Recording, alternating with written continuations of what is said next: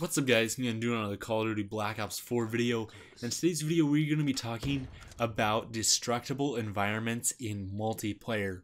So this is all just kind of a theory, and we do have a little bit of evidence from Treyarch themselves as to whether or not destructible environments could be in Black Ops 4.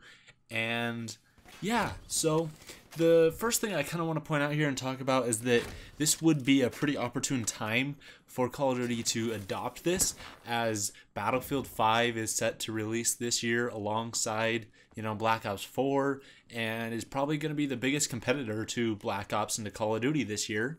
And so one way to capture part of that market that would go for the Battlefield games instead is to include some of the same features featured in those games. So destructible environments.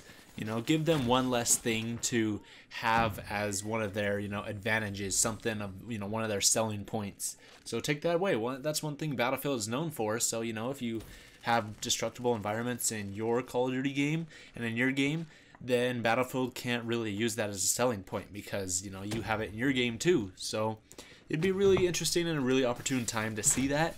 I also think that if any developer would try this, it would probably be Treyarch. Treyarch did. In fact, they did talk about this throughout Black Ops 3's life cycle. So the original idea for this video came from a Reddit post. I'll link it down in the description, but it comes from user C_etched.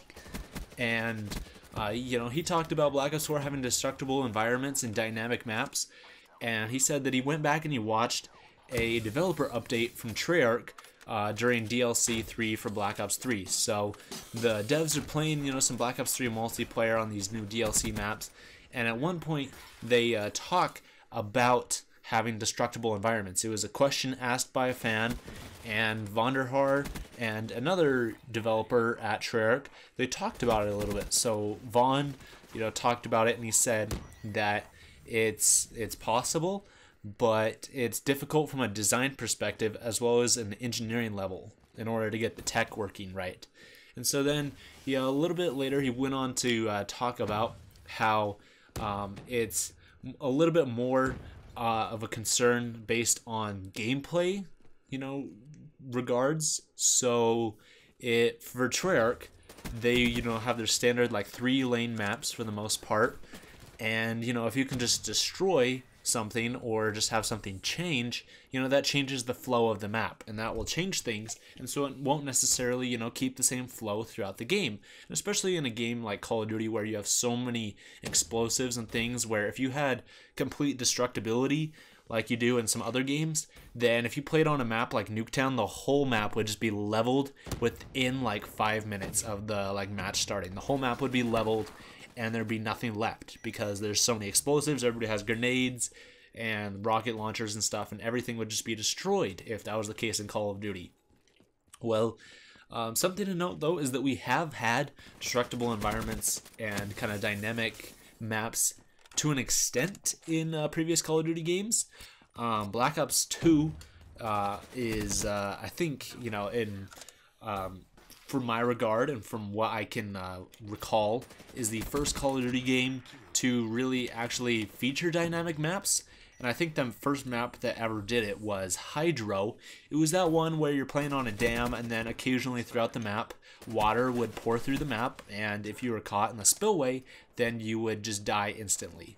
And so they created some more, dynamic maps a little bit throughout Black Ops 2's life cycle, but Call of Duty Ghosts really kind of expanded upon that a lot. There wasn't, a whole lot of dynamic map elements. I know on one of the maps, I can't remember what it's called, but it's like raining, and it's, take place in like a library or such.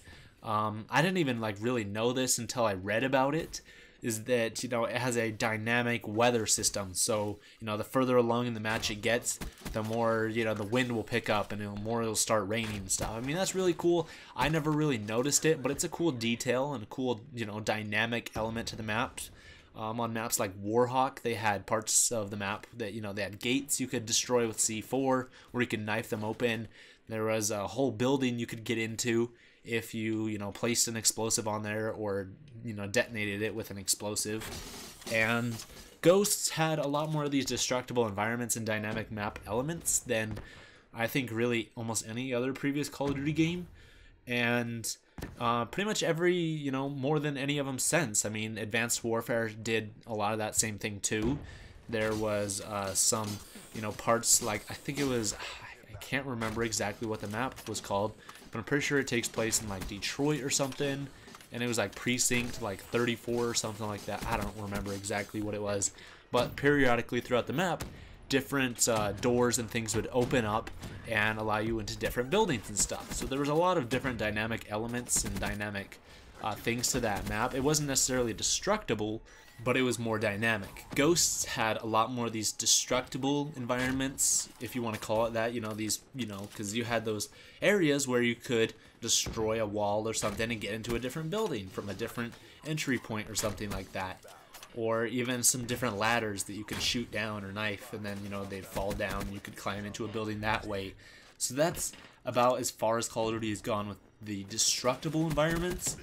And then Advanced Warfare kind of did that dynamic ones. We haven't seen really any of them since, like Black Ops 3 didn't have like any dynamic maps or destructible environments. And Infinite Warfare, from my knowledge, didn't have that. Modern Warfare Remastered didn't.